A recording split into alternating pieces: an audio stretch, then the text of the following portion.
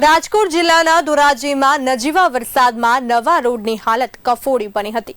પ્રથમ વરસાદમાં જ 1 વર્ષ પહેલા બનેલ રોડનું ધોવાણ થયું હતું। આરએનબી હસ્તક બનાવેલ સ્વાતિ ચોકથી લઈને નાગરિક બેંક સુધીના સીસી રોડમાં ભ્રષ્ટાચાર થયો હોવાનો ધોરાજી શહેર કોંગ્રેસ પ્રમુખ દ્વારા આક્ષેપ કરાયો છે।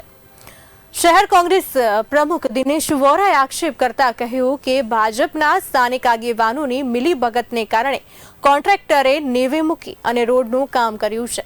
પ્રથમ વરસાદમાં જ રોડનું ધોવાણ થયું અને કાંકરા દેખાવા લાગ્યા હતા। ભાજપે કોંગ્રેસના આક્ષેપોને ફગાવ્યા છે।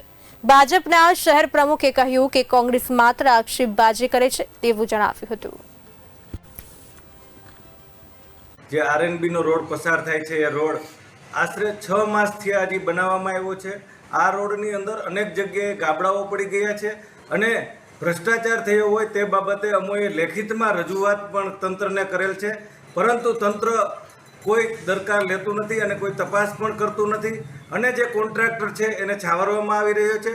અને મને તો એવું લાગી રહ્યું છે કે આ ભારતીય જનતા પાર્ટીના મામા માસીના જે હોય એને કોન્ટ્રાક્ટ આપવામાં આવ્યો હોય અને છાવરવામાં આવી રહ્યા હોય એવું લાગી રહ્યું છે। અને બીજી બાજુ તંત્રને જ્યારે જાણ કરીએ, તંત્રને ફોન દ્વારા જાણ કરીએ તો એવો જવાબ આપે છે કે કોન્ટ્રાક્ટરો અમને ગાંઠતા નથી।